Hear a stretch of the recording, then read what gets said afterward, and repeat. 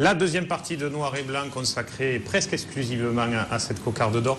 Marianne, c'était votre première cocarde d'or hier après-midi. Vous saviez qu'Adrien Poujol était sur le plateau, vous avez voulu venir et être présente. Ah oui. Comment s'est passée cette journée? C'était plutôt pas mal, ouais. On sent bien l'impression que ça donne aux spectateurs. C'est surtout ça en fait qui donne envie de participer. On a envie d'applaudir, on a envie de supporter les hommes qui sont dans les arènes. Bon, moi c'était ma première fois, hein, mais ce sera peut-être pas ma dernière, je sais pas encore. Bon, vous avez eu la chance d'avoir Gérard Martin à côté de vous pour vous expliquer un petit peu comment tout ça a marché. Ah oui, vous expliquer à quel moment allait sortir Vovo, tout ça. Voilà, j'ai beaucoup entendu parler de Vovo. Et puis il a fait sa petite publicité, c'était mignon. Ouais, Gérard Martin qui est donc le grand-père de Jérôme Martin, Gérald. Ah ouais, ouais. Vous ne saviez pas beau, ça. Non, c'est pas vrai, c'est pas vrai. Ils ont rien à voir, ils s'appellent juste Martin, ça arrive à quelques familles en France de s'appeler comme ça. Mais ils n'ont aucun lien de parenté, tous les deux. Cette journée, Jackie, la cocarde d'or, c'est toujours particulier. Vous le savez, il y a toujours cette grosse tension avant dans les vestiaires, au moment où tout le monde s'échauffe, tout le monde se croise. Ben oui, mais j'ai dit ça tout à l'heure parce que moi, j'ai connu cette ambiance et tout, et c'est angoissant quand même avant que le premier taureau ne sorte. Et après, quand le premier taureau est sorti, après hop, on se libère. Alors le seul à être capable de passer sous le tunnel de nos caméramans, c'est René Coudert. C'est pour ça qu'on l'a envoyé dans ce long tunnel et dans les vestiaires avec les raseteurs. Il était là pour nous ramener quelques images pour prendre le vif de ces moments de tension ou de ces moments de décompression quand certains raseteurs essayent de rigoler à ce moment-là. Parce qu'après, quand on ouvre les portes, c'est quand même largement différent. Voilà, dans l'intimité des raseteurs juste avant cette cocarde d'or.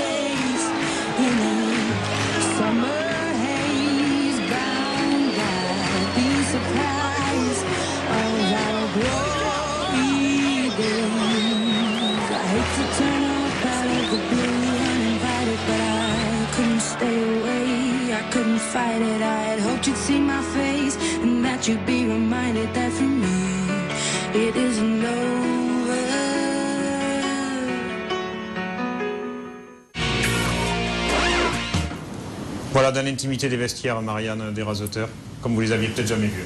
Ah oui. Ah, c'est agréable, hein, pour une fois qu'il y a des images. Pour une fois qu'il y a des images différentes, c'est ça? Oui, bah oui, ça change un peu. Jackie, on le voit, cette longueur des arènes d'Arles, doublée par les raseteurs, ça ne suffit pas pour le nombre de raseteurs qui seront présents. On voit certains qui sautent les barrières, les autres continuent à rentrer. Oui, mais moi j'ai connu ça, puisque avant il y avait 50 raseteurs en piste, donc c'est vrai que c'est pas nouveau pour moi. Il faisait 3 lignes avant, non? Oui, parfois je crois qu'il faisait 3 lignes, ouais, pour la rentrée des raseteurs. Ouais. Ouais, ben, en tout cas, ce qui est sûr, c'est que depuis 2 ans, ça a redonné vraiment de l'intérêt à la cocarde d'or, du peps, jusqu'au bout. Et parce que là, on a même vu que sur le dernier taureau, ça s'est battu aussi pour le prix des Arlésiens ou pour la 3e place qui se jouait entre certains.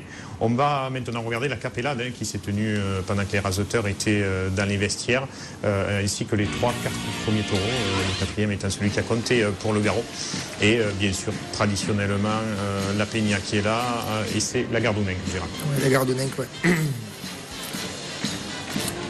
Et bien là, avec cette capellade qui a été mise en scène par Richard Bonneau-Salté, qui est le chorégraphe des Arlésiennes d'Arles, et qui, encore une fois, je pense que c'est joli parce que regardez ces Arlésiennes avec le même costume, tout ça et tout. Et ça fait quand même quelque chose de joli pour cette course. Hein. C'est un grand merci à nos 3 caméramans, puisque là ce sont 3 caméras qu'on a utilisées et montées aujourd'hui, René Couder, Alain Bérézy et Mathieu Arnaud. Il n'y avait pas assez de raseteurs, il nous en a rajouté encore un peu. Là. Acrobate, certains Acrobate, pour le coup. Voilà, c'est là, oui. Oui, ça, j'ai l'impression que c'est Carmen, non Non, ça, en fait, ça représentait les gitanes, mais... les gitanes à Sainte-Sara. Et en fait, les Arlésiennes, je crois que c'était la mère qui a mené la Sainte-Sara. La danseuse, c'est Laetitia Rey, une très belle danseuse d'ailleurs, qu'on peut voir sur les images.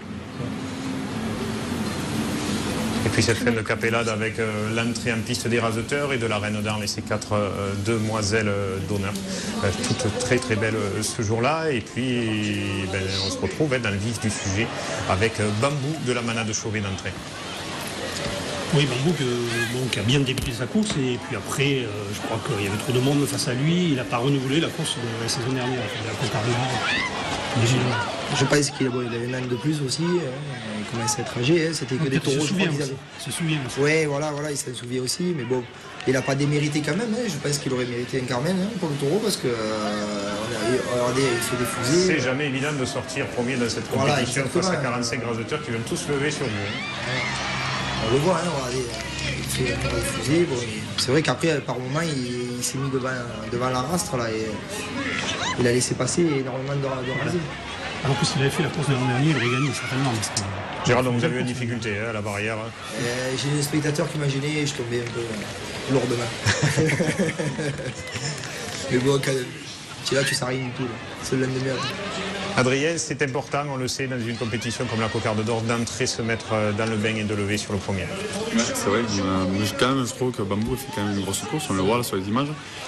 Et il a pris la cohue de tout le monde, c'est impressionnant. Quoi. Au premier taureau, essayer de se mettre dans le coup, j'ai eu la chance de faire le gland à Bambou et voilà, bon, c'était quand même assez impressionnant. Jean-Louis Ricci qui fait la cocarde, je crois, sur ce drôle de rasé. Mais ça compte, un cocarde d'or, comme le dimanche d'ailleurs. C'est vraiment une course de raseteurs. Ouais. Parce que longtemps, il n'y a pas eu de prix pour les taureaux. C'était que les raseteurs qui étaient primés. Et Michael Matré qui lui aussi lève pour la première fois, je crois, sur James. Il fait les 2 glands, je crois. Il fait 2 glands. 5 points, il fait sur le coup. Il fait les 2 glands et la coupe. Ouais. 2 glands et la coupe, plus de l'animation en contre-piste avec ce taureau qui est passé une fois ou deux de l'autre côté des barrières. Là, il a sauté derrière. C'était juste. Ouais. C'est bon, il donnait dessus. Ouais. Mais d'ailleurs, il a touché, je crois, le taureau. Oui, il a coincé contre le Voilà. Et Michael, quel mental tout au long de cet après-midi, lui aussi, pour essayer, il était en tête jusqu'au bout, vous aussi Adrien, puisque vous l'avez finalement doublé sur le dernier taureau. Ouais, il a été devant tout au long de la course et j'ai réussi à le doubler à Titouan. Et là, on voit Coyote qui a fait la meilleure course de la Cocarde d'Or, qui a gagné le prix. Et où le cercle c'est quand même assez élargi parce que c'est quand même un taureau qui, nous le dimanche, on a un peu du mal à le rajouter. Alors là, dans une Cocarde d'Or, voilà, c'était assez compliqué et j'ai tout manqué. Coyote, il a débuté fort, et puis après, quand les hommes ont compris qu'il fallait un peu charger le rasé, après hop, il s'est un peu éteint. Et là, c'est là où Michael Matré a manqué la cocarde d'or. En fait, s'il avait levé un attribut sur ce taureau, il aurait pris une avance certaine. Et après, c'était difficile, et ça a cassé un peu le moral à Adrien. Et Adrien, il a fait le frontal quand même, donc ça l'a permis de revenir. Et ce 3e taureau et demi, 4e Dylan de la Manade Fabre-Maillan, qui était là juste avec son garrot, Ça n'a pas duré très longtemps, hein. On le voit, une grosse série. Et puis Alexandre Glaise qui est arrivé avec ses grands bras et son gros crochet pour lever ce garrot. 38 secondes, on dit, c'est pas long. 38 secondes, ouais. C'est pas long du tout. Et voilà, 2 points de plus pour Alexandre Glaise. Et c'est vrai qu'à ce moment-là de la course, je crois que Michael Matré avait 5 points. Ouais, et 5 et Glaise 4, je crois, et moi 3. Voilà, donc tout était jouable, ça se tenait un seul ruban. Et il restait quand même 3 taureaux encore qui comptaient dans les points. La veille de cette compétition, Adrien, vous y êtes allé pour la gagner? Ah ouais, là, cette année, j'en parle depuis un mois, Géraldin, dans ma tête, j'y allais pour gagner. Et après, ça se sent. L'année où, en 2004, en 2003, je suis allé, j'ai gagné avec un peu de réussite parce que Christian Garrido a pris son coup de corne. En 2004, je savais que j'allais gagner. Je la gagne, mais que je la gagne ou que je la perde, voilà, dans ma tête, j'y allais pour gagner. 2005, je la perds, mais dans ma tête aussi, j'y allais pour gagner. Et ça faisait 5-6 ans que ça ne m'était pas arrivé comme ça. Et là, on en parlait avec Gérald depuis un mois. Et je dis, si j'arrive bien en forme, on va la gagner. On va vous retrouver dans cette deuxième partie de course où on se dit on va rien lâcher, on va continuer comme ça. Et même si sur Coyote vous avez manqué, on se dit on va continuer, ça va bien venir. Ouais, c'est sûr qu'après Gérald, mon oncle, Victor mon cousin, ils m'ont aidé pour rester tranquille dans ma course et de rasoter fort au ruban comme il faut faire. À Générous, j'ai la chance d'y faire la cocarde à droite. Et Romain aussi, a beaucoup de chance sur cette action. J'ai la chance de faire la cocarde à droite, donc c'est important. Voilà, tu as été opportuniste, là. Tu as senti le rasé. Tu avais du mal à sauter un peu, mais... Et ça, c'est un rasé qui compte parce qu'il vous ramène au niveau de Michael Matré. Voilà. Je crois que pour gagner la cocarde, il faut faire un rasé inverse parce que l'année dernière, Julien Rey, il fait un rasé à gauche, il fait la cocarde. Il fait la cocarde à un taureau et... Cette année, ce rasé de droitier vous permet finalement de gagner devant, au final, Michael Matré. Ouais, ça fait rester dans le coup, donc il faut rester concentré. Et après, vous êtes quand même allé en faire de sacrés rasés. On voit celui-là où vous arrêtez quasiment devant pour aller chercher la base de cette corne alors que le taureau baisse à la rencontre. En général, moi j'ai trouvé aussi bien le taureau. Le taureau, c'est le seul taureau quand même. Oui, mais c'est le taureau qui se rend. C'est-à-dire qu'il n'y a plus de danger, tu sens plus de danger. Il s'est rendu le taureau. Il a fait 15 minutes à se donner, le taureau. Un bon quart d'heure de Généraux, c'est une bonne deuxième partie de toute façon. Tu vois, finalement, on va trouver du positif dans les taureaux. Bien sûr. Parce que ce qu'il y a eu de bien, c'est que ça a vraiment été crescendo jusqu'au bout, avec un suspense haletant jusqu'à la dernière. Blanco aussi, on a cru qu'il allait faire une grosse course aussi, comme la semaine dernière, puis il s'était un peu sur la fin. Et puis il y a cette action, Benjamin Villard qui trébuche avec Michael Matré. Et Michael Matré qui lâche rien, qui va pousser le taureau et attraper la queue.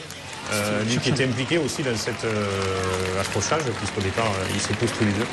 Je pense que Michael Matré est content de voir que Benjamin n'a pas grand chose. Quel ouf. Il avait mal le soir.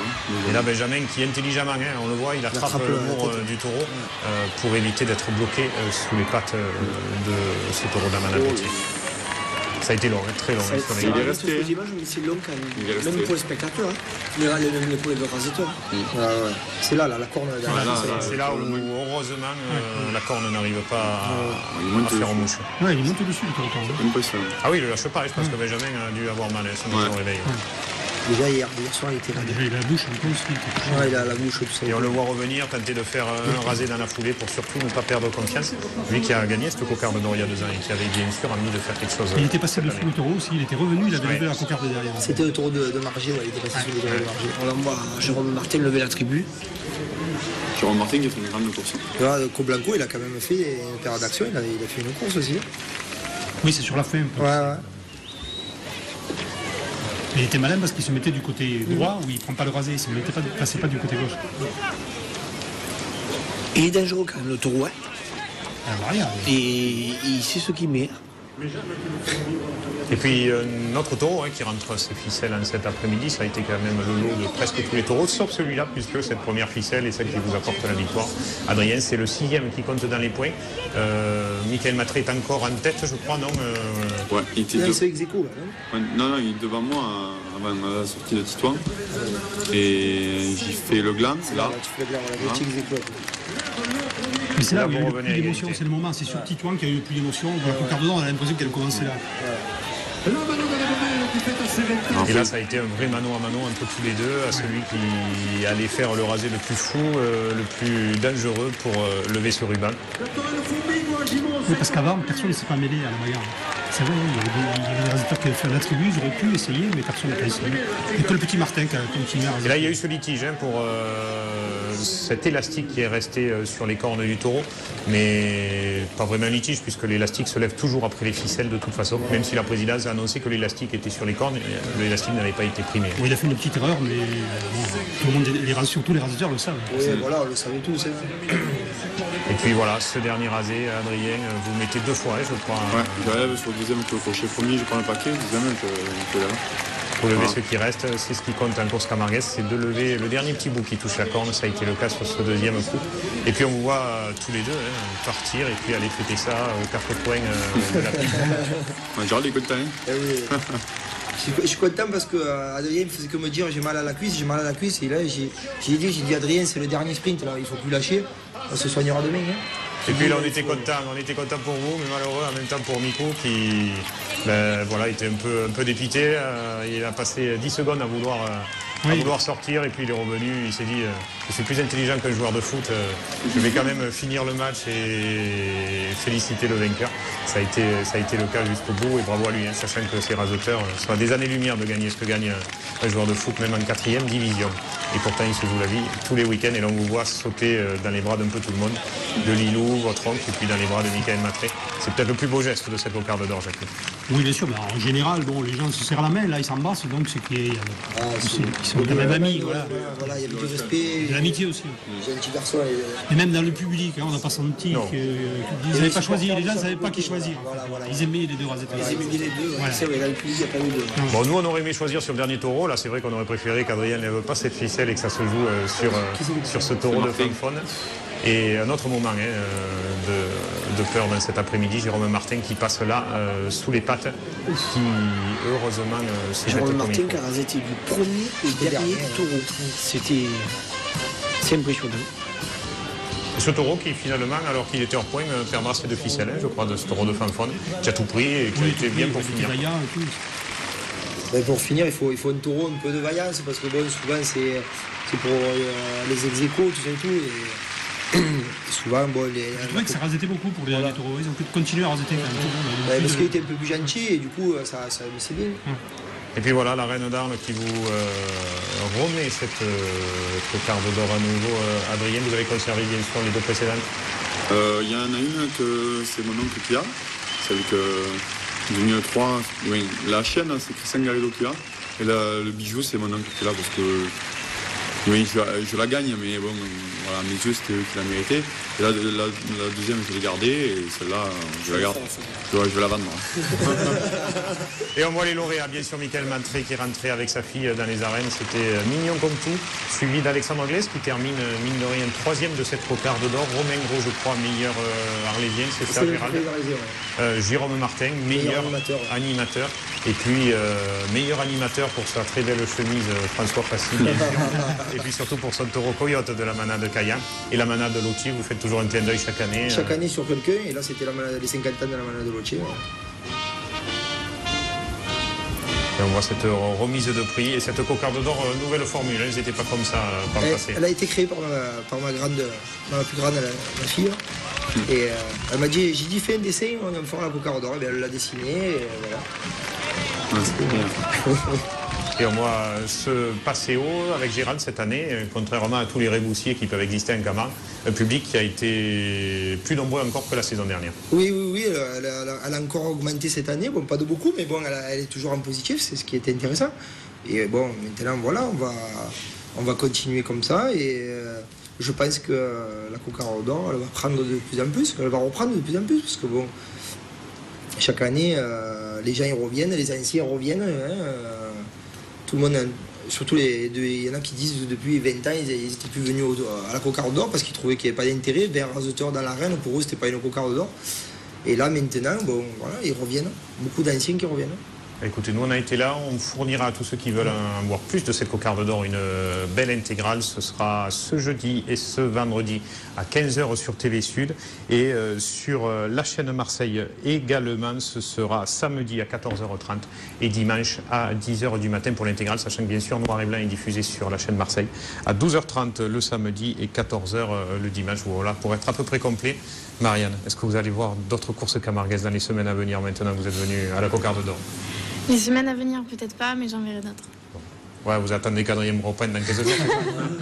On sera à Beaucaire. À Beaucaire, à la Palme d'Or, ouais, c'est pas un mauvais plan non plus. Bon, Jackie, finalement, on a passé une bonne après-midi. On passe toujours une bonne après-midi. C'est retardé à arriver un peu la cocarde d'or, parce que comme le disait Patrick Ponce, elle a commencé vraiment... Elle a mis 8 ans à tarder à arriver. Ça a commencé la cocarde d'or, elle a vraiment la bagarre, tout ça. Parce qu'il manquait un peu des rasateurs qui se mêlent un peu à tout ça. Parce que ça s'est passé, nous, déjà au premier tour, on disait, ouais, ça va se passer entre Michael Matré et Adrien Pujol, et ça a été comme ça toute la course. C'est dommage. Ouais. Mais en tout cas, bravo à tous les deux. Nous, on s'est régalé sur les gradins en commentaire. On espère qu'on vous fera vivre ça très bien dans l'intégrale aussi, comme on avait fait vivre et revivre les saisons passées qui ont été diffusées sur TV Sud la semaine précédente. Ne bougez surtout pas, la fin de cette émission, le planning à venir, la fête à Aiguevive, entre autres, c'est tout de suite après ça.